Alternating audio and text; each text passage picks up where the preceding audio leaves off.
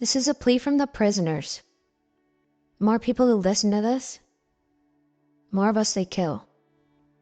But if you click away now, you'll give us a chance. If you don't go any further, you'll let one of us live. It's not too late. You don't have to participate in genocide. You can still choose to click away. But I know you won't. I know your curiosity is too much, and I know you'll keep listening. Maybe you don't believe me. Maybe you don't care. But you won't listen one way or another. I know I wouldn't. I would end up telling us too. See, we all thought what we were signing up for was a harmless social experiment. Maybe a poll or a test. Or what would you do situation. And I guess in a way, this is the biggest social experiment in history. None of us thought it would be like this. None of us thought that we would be putting our lives in your hands. Every time a person listens to the end of this video, they take one of us away. We see it happen every week. We know we can't escape. But we can live. You have the opportunity to save us.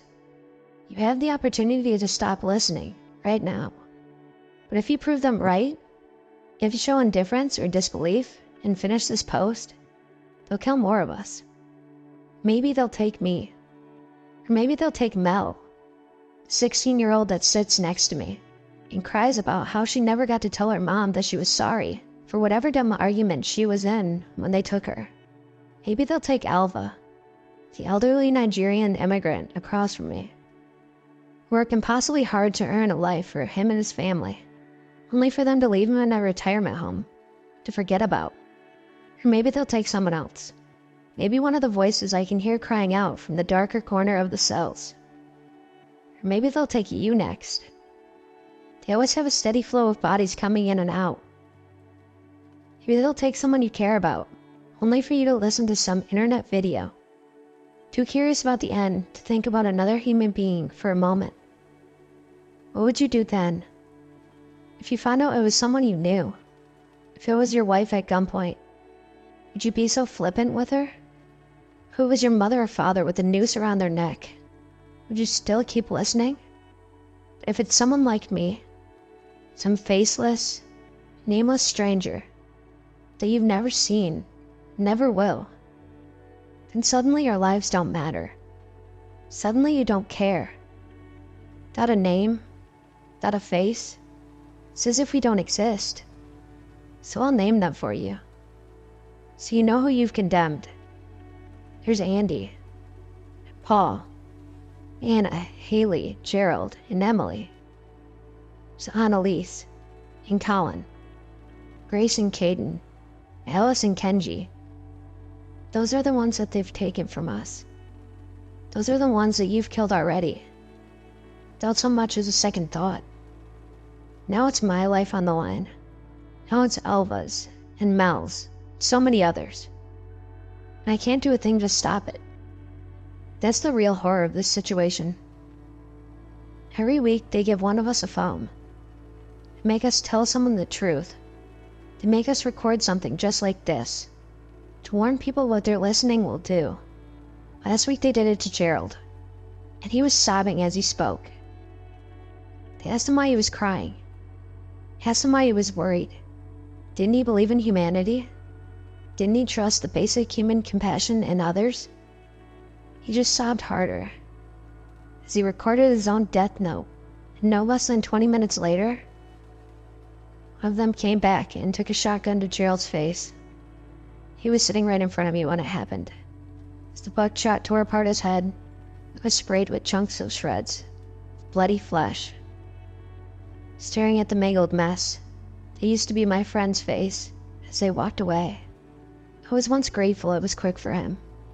Dawn, at least the week before, they had her gutted with a knife, left her to bleed out. And now it's my turn.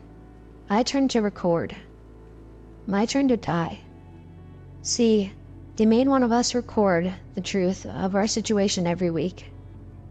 And for each person that ignores the warning and listens to it to the end, one of us is killed. But it's always the person who was recording that they kill first.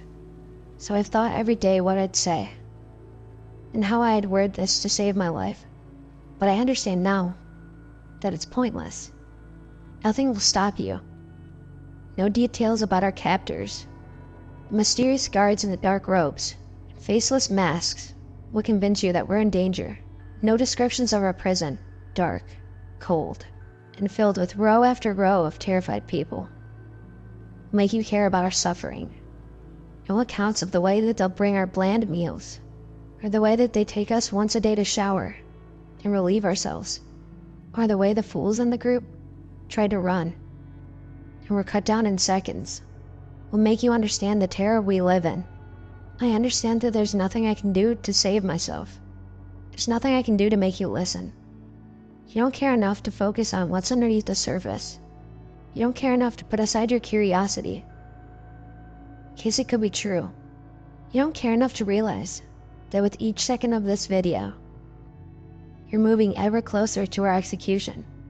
I don't know who's behind this, or why, but it doesn't matter. What matters is that you don't know, and you want to find out, don't you? You want to understand, to make sense of it all, but there is no sense in this massacre. And if you've gotten to this part of the video, there's no turning back. One of us is already dead. Maybe it's me, or if I'm already dead, maybe it's someone else. They've been murdered. Because of you, and your insatiable human curiosity. Another one of us has been taken forever. You could have saved us if you just listened.